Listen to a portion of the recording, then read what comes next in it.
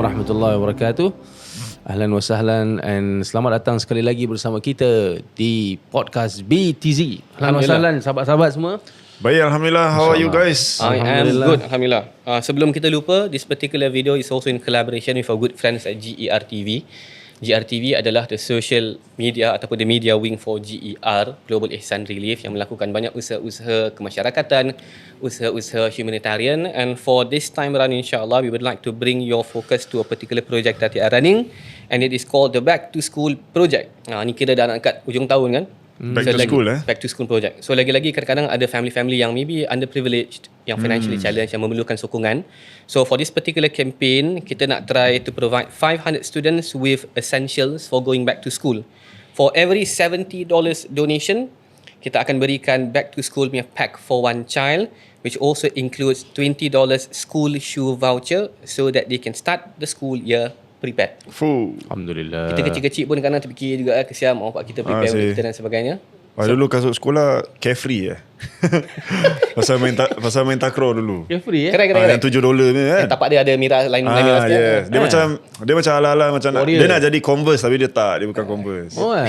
Warrior carefree warrior kan? Warrior sekarang carefree pun carefree. I pun main takraw pakai kasut juga. Correct. So carefree. yang macam tinggi sikit Ada tapak dia ada tebal sikit, Oh, ada lawa line merah. Dia ada high cut, dia ada low cut. So kalau nak tahu main tekong dia pakai high cut. Yes. Oh. Itu dia carefree. Dulu, $7, $7. Saya tak ingat dulu pakai Dia kasut pakai apa. setahun. You kecil-kecil pakai Dior ke apa? Tak. Kita pakai apa ni? Selipar Jepun sekolah. Di sekolah. Kalau Arab ada apa brand kasut? Dekat Jordan. Dekat Jordan Reebok lah, Reebok. Reebok. Mahal ke? Tak, dia dekat bundle tau, bundle. Oh. So kat sana, kira kalau kita datang nanti bulan musim winter kan, barang-barang reject shop banyak datang daripada Europe. So one of them is kasut. I think I pernah zaman tu kira tak kenal saya Adidas semua. Ada Puma, I think Puma, Reebok. So Reebok kira kasut sekolah, kasut putih. Kau untung sih at least dapat rasa macam different seasons Ya, sana 4 seasons. Panas all the way Kat Orchard pun ada 4 seasons lah. Itu lain bos. Itu tak boleh masuk free-free. Tu cappuccino 20 ketul. Ayo. Alright, Alhamdulillah. Kita akan mula dengan perbincangan kita. Kita dah selesai dengan perbincangan mengenai Nabi Allah Shu'aib alaihi salam. So today insya-Allah kita akan sambung dengan perbincangan seorang nabi, iaitu Nabi Allah Musa alaihi salam. Nabi Ini- Musa bercerita Ini the best so far Wow. Tak adalah. I think. kalau orang dah khatam Quran, dia tahu berapa banyak Allah sebut cerita Nabi Musa dalam Quran. Betul. Ustaz, kalau anda lupa sikit, Ya. kalau banyak-banyak nabi yang banyak diperbincangkan dalam Quran selain Nabi Yusuf, Nabi Musa. Nabi Musa number 1 lah. Number one. And then baru Nabi Yusuf. Dan Nabi Isa. Isa. Musa, Isa, Yusuf. Yusuf dia khusus lah dalam surah dia. Tapi dia sebutkan tempat-tempat lain. Paling sikit yang tak disebut Nabi Muhammad lah. Nabi Muhammad 7 kali je. Tu pun dengan bermacam-macam nama. Muhammad, Ahmad. Tapi Allah sebut dengan sirah yang berbeza. Allah sebut dengan style yang berbeza. Itu Allah gunakan Ya Ayuhan Nabi, Ya Ayuhar Rasul. Jadi kadang-kadang nama tu Allah tak panggil. Because kalau kita panggil orang, bye, dengar I panggil you Sir. Sir ke ni lain kan? My lovely brother. Ya. So bila Allah SWT panggil Ya Ayuhan Nabi, wahai wahai nabiku, macam gitulah. Wah. Jadi macam a Penghormatan. bit loving the way Allah SWT macam cara memujuk That Nabi. shows Nabi Muhammad is the Rasulullah is like the chosen one. Betul. Ya. Nabi. So dalam perjalanan Allah nak ceritakan pada Nabi all the peristiwa yang happen pada nabi-nabi lain semua. It's actually because Quran datang memang concurrent dengan zaman Nabi. All the ujian-ujian tu Allah akan kata Ya Ayuhar Rasul, wahai Rasulku, means Allah nak bagi Nabi semangat. So Ya through all ayyuhal this muzammil. nama-nama ni semualah sifat-sifat Nabi yang terkena. Ya Ayuhal Muzammil, Al-Muddathir kan. Ya. I teringat pasal cerita Nabi Musa. Bila kecil-kecil, I suka tengok kartun. Adakah budak-budak yang tak suka tengok kartun? Of course. Ada? Aku pun suka Ada? tengok. Kecil-kecil tengok Omar series je. Yes. Tapi kalau kartun mesti dia ada macam piramid kan. That's the thing. My favourite cartoon bila kecil is Camel. Prince of Egypt. Prince of Egypt. Wow. Pasal Nabi Musa. I kat Jordan tengok Pokemon je. Pokemon masuk bola tak apa? What up? Pikachu kita. Sampai sekarang I ingat lagu dia. Lagu Pokemon babe sama. Dalam bahasa Arab? Dalam bahasa Ada Arab nak cuba tapi orang takut terkejut kan? sama. Kelakar lah lagu dia. Tak sama. Lagu English I tak ingat, tapi starting of lagu dia sama lah. Ujung dia Pokemon sama juga. Yes. Kira lagu Arab ni dia suka dubbing tau. Yes. So the same lagu dia ambil tapi diorang dub dengan bahasa Arab. Which is Walaupun- very magical lah Tapi benda tu. mulut kalau tak kena pun kira ada suara juga. Tu kan? macam kartun tak nampak apa mulut betul diorang. juga. So dulu kartun-kartun banyak kat Jordan, kartun-kartun yang datang daripada Italy, daripada Jepun. I dulu tengok ni Detektif Conan. Oh, Ada okay. Conan, ada Conan. Dia panggil Muhaqqiq Conan. Alamak. Lepas tu kalau yang bola dia Captain Majid. Tu yang kat Singapore Captain apa Subasa. Subasa. Jepun. Yes, correct. So sana jadi Captain Majid. Pun Oh, dah jauh jadi lah lagu. nama dia. And betul jauh. So dia ada dua. I boleh imagine sih. Dia the first one is Captain Rabih. Rabih ni kira dari retire datang pula Captain Majid. Dia kalau Captain Planet okay, memang. Tapi bukan lah. Pasal I memang kuat tengok kartun. Tapi Pokemon ni memang berseason-season lah. Memang. Sampai dah tak boleh follow sih. Masalah dia Pikachu daripada kecil sampai besar sama juga. Dia tak tua. Dia cerita dia pusing-pusing gitu je. Dia Pikachu play susuk. Bukan dia Budak ni ke? pun besar. Bukan dia boleh evolve ke? Tak, Pikachu yang Ash punya tak evolve. Oh, tak evolve. Dia tak jadi Raichu. Dia Pikachu je. Kenapa kita bincang Pokemon? Tak. Ada. I ingat sih starting dia. Ya Allah, memang sama lah lagu dia. But again, going back to Prince of Egypt, dia menarik. Yeah. Cuma Prince of Egypt tu ada beberapa masalah historical accuracy lah. But kita understand yang buat itu merujuk kepada the biblical narrations. Adapun sama ada dia bertepatan dengan versi Quran itu, mungkin ada beberapa isu yang masalah. Yalah. Tapi generally cerita dia tetap menarik lah. Ada manfaat lah. Ada manfaatnya insyaAllah. But again, today we want to begin with the beginning of the story of Nabi Musa. And Ustaz, tafaddal lah orang cakap kan. Awal cerita Nabi Musa ni bila Allah sebut kepada mak Nabi Musa AS. Ya, Sila Ustaz Allah sebut ayatnya. dalam surah Qasas ni. Kalau tengok Allah sebut dengan begitu cantik sekali Allah describe permulaan perjalanan Nabi Musa ni bersama dengan mak dia. So bila kita tengok ayat ni, kita baca Allah kata wa wahina ila ummi Musa. Allah SWT macam mewahyukan kepada Nabi Musa punya ibu ataupun memberitahu macam command kepada ibu Nabi Musa untuk standby an ardi'i, susukan dia. Because zaman tu kita dapat tahu yang Firaun tengah jadi tak betul. Yes. Dia kata siapa daripada anak lelaki yang lahir daripada Bani Israel aku nak bunuh sekarang. Understand. So semua kesianan mak-mak semua takut. Yang hidup pada zaman tu, yang hidup di sekitar tempat tu semua dengar berita tu orang takut. Dia kata apa nak buat sekarang? Antaranya Nabi Musa punya ibu. Tapi Allah SWT memandangkan Nabi Musa ni adalah orang yang terpilih. Allah SWT memberitahu kepada ibu kepada Nabi Musa untuk menyusukan dia, untuk siap-siapkan dia dalam perjalanan ini. An ardi'i fa idza khifti alaihi. Kalaulah kau takut sangat. Pasal kita sebagai ibu, kita tahu yang kita pun kadang-kadang tak selamat dengan apa yang akan dibuat oleh Firaun ni. Dia tahu kalau dia ketuk rumah kita ni habislah. Habis lah. Kan? Jadi Allah kata fa idza khifti alaihi, kalau kau takut kerana kau tak dapat jaga dia, fa alqihi fil yam. So Allah SWT dah ceritakan bahawa Allah akan plan something untuk dia lah. Allah SWT kata fa'alqihi fil yammi wala takhafi wala tahzan. Dalam ayat lain Allah kata aniqdhifihi fit tabut.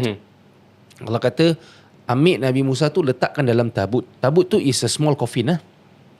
Yang khas untuk baby dan sebagainya. So bila Nabi Musa perjalanan dia ni kita tak tahu, tak ada orang tahu. Even mak Nabi Musa pun tak tahu perjalanan Nabi Musa. Tapi Allah kata aniqdhifihi fil yammi fa idza khifti alayhi fa alqihi fil yam wala takhafi wala tahzani. Allah letak jaminan kat situ, janganlah kau takut dan janganlah kau sedih. Inna radduh, aku akan pulangkan dia. Wa ja'iluhu minal mursalin, aku jadikan dia daripada antara orang-orang yang menjadi rasul ketika itu. Cop, kalau I kasih background sikit. Yes. Kenapa Firaun pada ketika itu tiba-tiba nak bunuh orang? It doesn't quite make sense. Dikarenakan if you think about the Egyptian civilization yang membina infrastruktur negeri tu Bani Israel. Ya. Yes. Kaum dia lah. Kaum dia. Cuma riwayat disebut bahawasanya satu ketika Firaun tu mimpi. Dia mimpi bahawasanya ada satu budak ni yang datang daripada Bani Israel akan muncul dan menyebabkan kejatuhan Firaun pada ketika itu.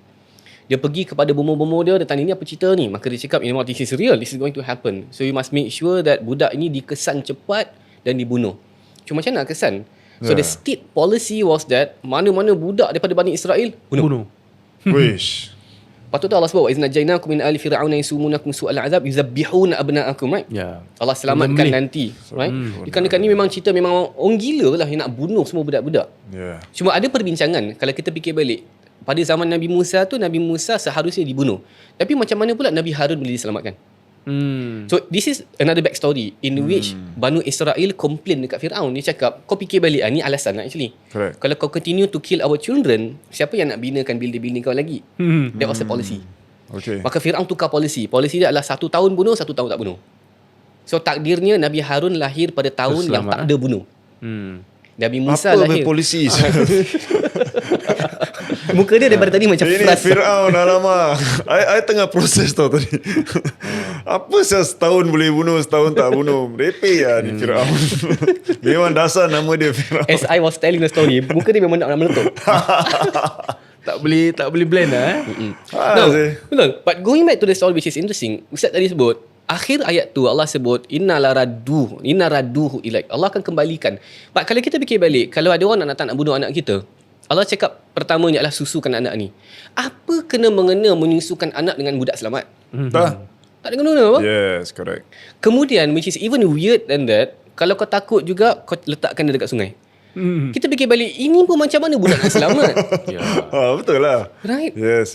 Sungai Nil tu kita tahu kan, macam-macam benda lah, buaya lah, apalah, Orang kekotoran, macam-macam lah, segala benda kat air Nil, kat Sungai Nil ada. Correct. But again, this is the beginning of the story of Nabi Musa.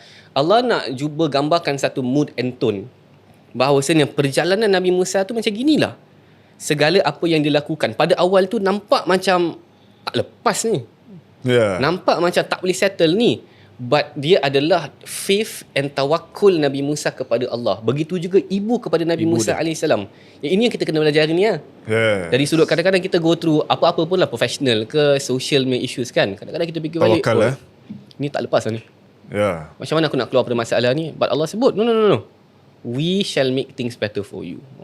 Cerita Nabi Musa is built on that. Percaya ke Allah Subhanahu Wa Taala. Is the trust It's a trust.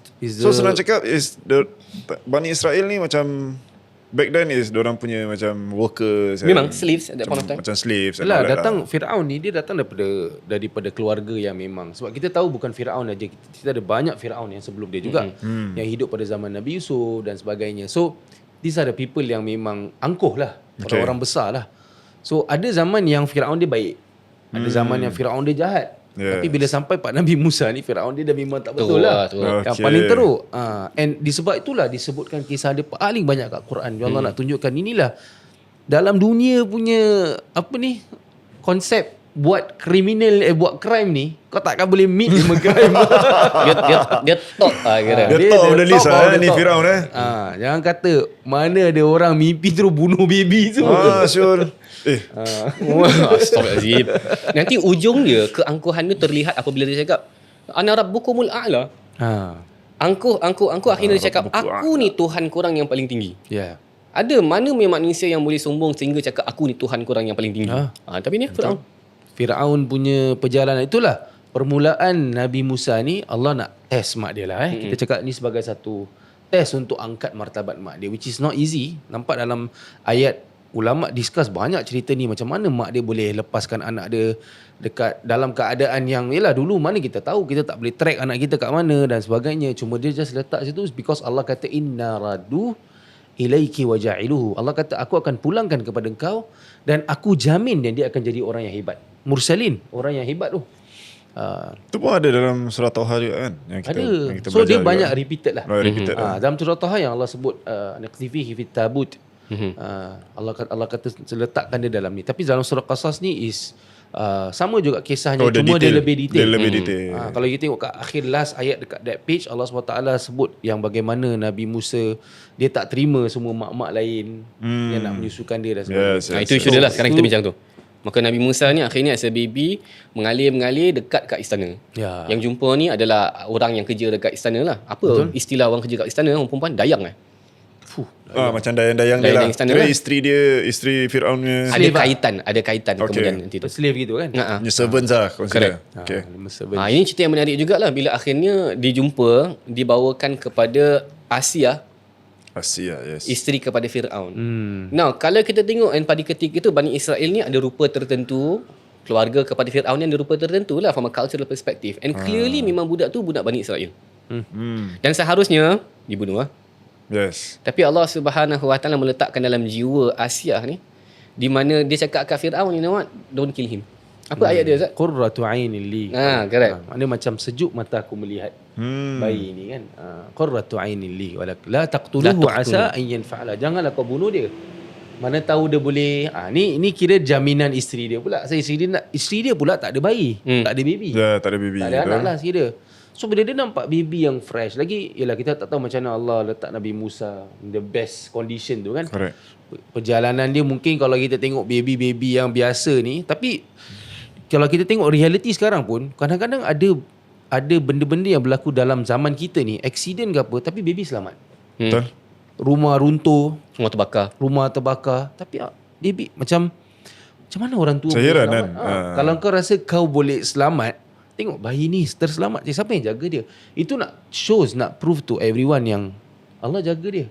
Malaikat jaga dia dan sebagainya. Sama juga macam kisah Nabi Musa ni kan, bila dia berjalan bertemu, tak sangka pula yang dia nak menghadap siapa ni, musuh dia ni. Kan Allah kata dalam Quran, aduwli wa aduwullah. Maknanya dia yang akan bertemu dengan Fir'aun ni dan Musa ni, kedua-dua ni musuh each other ni, akan ada musuh ni. Yang kelakar kan, bila letak anak dekat sungai tu, harap-harap dia pergi jauh daripada Fir'aun. In the end sampai kat Fir'aun. Tapi bila sampai kat Fir'aun, selamat pula. Itu dia punya mukjizat lah kan. These are the things yang miracle yang Allah SWT nak. Kan macam kalau betul mesti pergi jauh lah. Pasal Nahar Nil jauh apa jalan. Yes, dah sampai Afrika, dah sampai ujung-ujung kan. Kalau dia pergi jauh kan, dia punya writer cerita tu tak biasa sangat tau. Betul.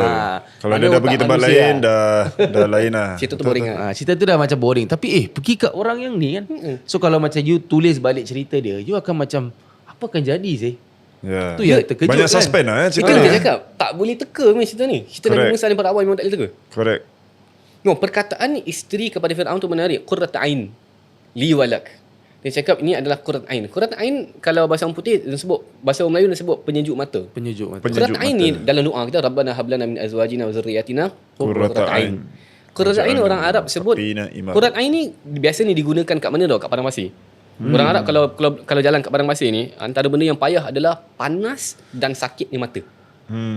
Siapa yang pernah jalan dekat desert kan, dia punya sandstorm dia lah, dah dia biasa panas. Cik. Dah biasa.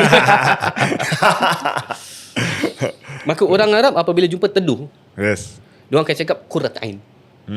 So bila kita doa Rabbana hab lana min azwajina wa dzurriyyatina qurrata a'yun, kita nak supaya isteri dan anak-anak ni menjadi penyejuk. Bila kita keluar dalam kehidupan ini, bagaikan kita ni menempuhi sandstorm. Tapi bila kita balik rumah ni, yang memberikan kepada kita ketenangan adalah anak dan isteri. Nampak? Tapi balik kalau isteri beliak mata habis. Gini Lagi satu problem. Itu pun macam apa? Lagi satu masalah. Tadi ayat dia tadi Allah sebut yang unik, faltaqatahu alu fir'aun. Maknanya Allah SWT kata family of Fir'aun yang terima dan angkat bayi itulah, angkat Nabi Musa. Tapi Allah kata liyakuna lahum aduwan wa hazana. Allah kata untuk benda yang diorang angkat tu, diorang tak sadar bahawa ini adalah musuh dan akan menyedihkan diorang. So dan indirectly kita tengok Allah SWT bukan kata kesian untuk Musa tau, kesian untuk Fir'aun. Yes. Tak sangka pula yang actually yang kau ni yang nak bunuh-bunuh orang, inilah musuh kau ni yang akan datang. Ni nak kena pergi Mesir tengok Fir'aun Jom lah kita buat edutourism. Boleh macam setengah-setengah orang cakap tak boleh tengok Fir'aun, haram lah. Kenapa? Apalah and all that. Tak, Macam dia ada riwayat yang Nabi tak berapa suka untuk kita berada pada tempat yang Allah musibah murka. Understand. Okay. Suka takut kita lompat-lompat tengok Fir'aun. Tapi kalau mengambil pengajaran, iktibar lah boleh, kan. tak ada masalah. Okay. Ya, So macam, isu dia menarik juga apa tau? So Allah cakap dia akan menjadi sumber kesedihan kepada Fir'aun. ya. Tapi isteri Fir'aun cakap dia akan menjadi satu benda yang elok untuk kita. Yes. Another important story would be Fir'aun ni, kalau kita daripada tadi kita belajar, memang kepala besar kan. Memang besar punya kepala lah. Kepala punya besar. Bukan macam tu kan. Besar punya. Tapi in the end, kalau bini cakap jangan, Ikut jangan juga. Of course. So kira boleh join GTV. Yes. Dia dah boleh Dia join GTV. Dia geng takut bini juga Fir'aun ni. Siapa pun datang muka bumi ni, Fir'aun tak Fir'aun, bini cakap janganlah juga. Itu kita kena belajar. I think dalam tafsir As-Sa'di dia sebut tau, antara kelebihan Fir'aun ni, dia boleh jadi Tuhan untuk semua orang, Tapi tak boleh jadi Tuhan tapi kepada tak boleh bini dia. jatuh pada Asia. Yes, Maknanya correct. dia itu yang nak menunjukkan lelaki punya sifat lah. Betul. Dia bukan Tuhan lah, full Ya stop. kan. Ya macam lelaki kadang kat luar gangster apa. Kan? Balik rumah, Tapi balik Macam mana bunyi dia, Mat? ew. Nabi SAW pernah sebut, hasbuka min nisa'il alamin arba'. Cukuplah bagi engkau nak belajar mengenai sikap keperempuanan, nak cari role model in women 4 orang. Antaranya tak lain dan tidak bukan Asia imra'atu Fir'aun.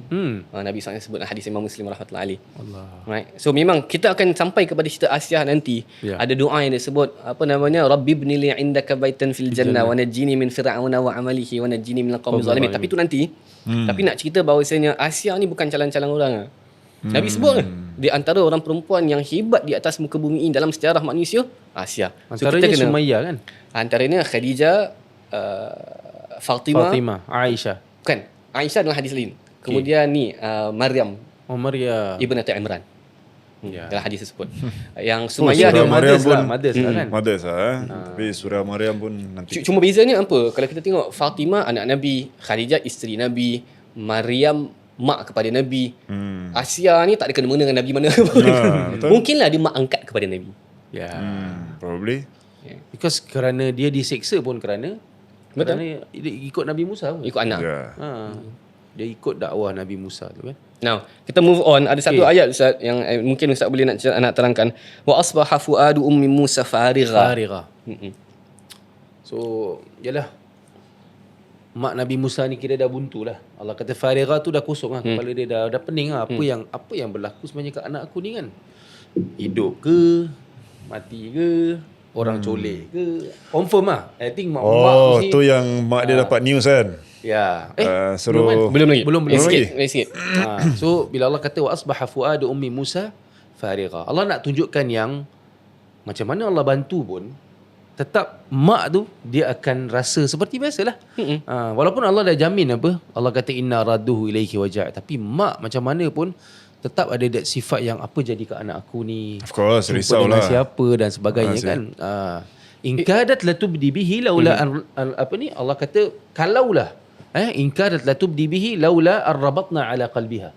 Allah kata kalaulah Allah tak kira macam jaga hati dia ataupun ikat hati dia ni untuk kuat litakuna minal mu'minin, sebagai orang-orang yang beriman So Allah kata kalaulah dia tak dijaga hati dia, tak diketatkan hati dia untuk kuat dengan iman, maka dia tidak akan kuat dengan pemergian anak dia yang macam sebegini lah. Yes. Itu Allah SWT kira macam agree lah yang macam mana aku tolong pun, pasal takut orang cakap benda ni magic. Yalah Allah tolong apa. Yes. Macam mana Allah tolong pun tetap benda ni very logical tau. Kita tak nak cakap benda ni benda yang macam orang-orang zaman sekarang semua benda nak kaitkan dengan benda-benda mistik. Betul. Ni terbang lah, ni terjadi apalah kan. No, the point is this, that dalam kita bertawakal kepada Allah, tawakal tidak menafikan sikap sedih dan sakit. Betul. Kadang-kadang kan bila kita tengok ada orang masalah, nanti ada orang tu nangis ke, dia sedih ke, dia komplain kat kita, cakap kau tak boleh nangis, kau kena kuat, kau kena tawakal. Tak. Ya, betul. Bertawakal tak berarti tak boleh sedih-sedih Yes. Betul. Sedih. Cuma bagaimana kita handle kesedihan itu adalah perkara yang berbeza. Betul. Nabi SAW dalam banyak keadaan kadang-kadang nangis juga. Nabi cakap anak tak. Nabi nangis, anak Nabi wafat. Ibrahim wafat, Nabi nangis. Abdul Rahman bin Auf tanya kan, kau nangis ya Rasulullah? Cakap yes. Bila hati ni sedih kita nangis, tapi dalam keadaan kesedihan aku tidak akan cakap apa-apa. Aku tak akan buat apa-apa yang mengundang kepada murka Allah. Tapi hari ni sebenar-benar ni aku sedih di atas pemergian Ibrahim. Tapi nangis. Ibrahim yang lahir betul meninggal Betul. Ya. Ini kadang-kadang online juga. Ni antara benda-benda yang budak-budak muda discuss which is apa namanya, toxic positivity. Wah, kita dah tak muda Toxic positivity ni adalah dalam semua keadaan kita cakap orang tak positive vibes only. Oh tak, negatif aja. Tak, there's no room for failure. Budak sekarang macam ni. Serius lah. It's called toxic positivity. Bila orang sedih cakap, kau tak boleh sedih, kau kena Tak ada yang Halloween tu macam But no, the reality would be failures happen. Of course. The reality would be sedih tu berlaku. Correct. Kekusutan kepala tu berlaku. Sedih tu berlaku. And itu tidak negate tawakal. It is part of the journey.